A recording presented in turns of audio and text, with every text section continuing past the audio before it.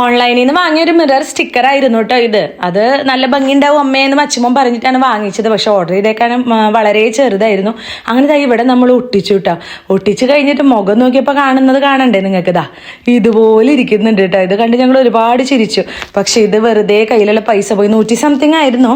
സ്റ്റിക്കറിന് കേട്ടപ്പോൾ ഞാൻ വിചാരിച്ചു നല്ല ഭംഗിയുണ്ടാവും, കണ്ണാടി പോലെ മുഖം കാണാമെന്നൊക്കെ കേട്ടോ. അങ്ങനെ ഇവിടെ ഒട്ടിച്ചതുകൊണ്ടാവുന്ന വേണ്ട പിന്നെ അച്ഛമ്മോൻ അത് മാറ്റി ഒട്ടിച്ചു കേട്ടോ. അപ്പോൾ എന്തായാലും മുഖം കാണാം. അത് തന്നെ കേട്ടോ. വേണമെങ്കിൽ ഞാൻ ലിങ്ക് കൊടുക്കാൻ നിങ്ങൾക്ക് വാങ്ങിക്കാം. പിറ്റേ ദിവസം സ്കൂൾ തുറക്കുന്നതുകൊണ്ട് യൂണിഫോമൊക്കെ തേച്ച് വെച്ചു കേട്ടോ. പണികളൊക്കെ ഉണ്ടായിരുന്നു. അപ്പോഴാണ് ഇതാ നമുക്ക് ഫ്ലിപ്കാർട്ടിൽ നിന്ന് ഈ ഒരു കുർത്തി വന്നത് കേട്ടോ. ഇത് നല്ല ഭംഗിയുള്ള ഫ്ലോറൽ ടൈപ്പ് ഷോർട്ട് കുർത്തിയാണ് കേട്ടോ. നല്ല രസമുണ്ട്. ഇതിൻ്റെ ഫ്ലിപ്കാർട്ടിൽ കാണുമ്പോൾ നമ്മൾ വിചാരിക്കുന്നത് ലോങ് ആണ്, പക്ഷെ ഇത് ഒരിക്കലും ലോങ് അല്ല, ഷോർട്ടാണ്. പക്ഷെ അടിപൊളിയാണ് കേട്ടോ. റേറ്റ് കുറവുള്ളത് കൊണ്ട് തന്നെ ഞാൻ ഇത്തിരി സൈസ് കൂട്ടിയെടുക്കും. ഞാൻ 5XL ആണ് കേട്ടോ എടുക്കുക. എന്നിട്ട് പിന്നെ ഷേപ്പ് ചെയ്യാറ്. പക്ഷെ ഇതൊന്നും ചെയ്തിട്ടില്ല. ഞാൻ അങ്ങനെ ചെയ്യുന്നതുകൊണ്ട് ഇപ്പോൾ പാറുമോളി ഡ്രസ്സ് ഇട്ടിട്ട് കാണിക്കുന്നതാണ് കേട്ടോ ഈ കാണുന്നത്. മുഖത്ത് ഇത്തിരി പൗഡർ കൂടിപ്പോയി അമ്മയെന്ന് പറഞ്ഞിട്ട് പാറുമോള് എനിക്ക് തുടച്ച് തരുന്നുണ്ട്. അപ്പോൾ എന്തായാലും കുർത്തിയിലേക്ക് തിരിച്ചു വരാൻ കണ്ടോ. ഈ ഒരു സംഭവം അടിപൊളിയാണ്. പാൻസ് നിങ്ങൾ നോക്കണ്ട കേട്ടോ, അത് വേറെ ചുരിദാറിൻ്റെ ആണ്.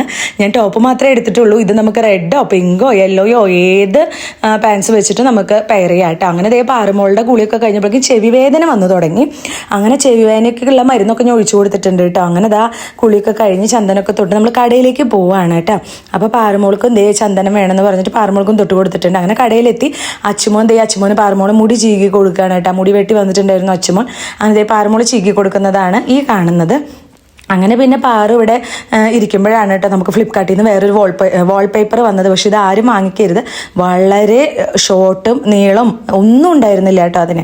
അതുകൊണ്ട് ഞാനത് റിട്ടേൺ അടിച്ചു ഗൈസ്. അങ്ങനെ ആ വീട്ടിലേക്ക് തിരിച്ചു വന്ന അച്ഛമോന് പിറ്റേ ദിവസം പരീക്ഷ തുടങ്ങായിരുന്നു കേട്ടോ.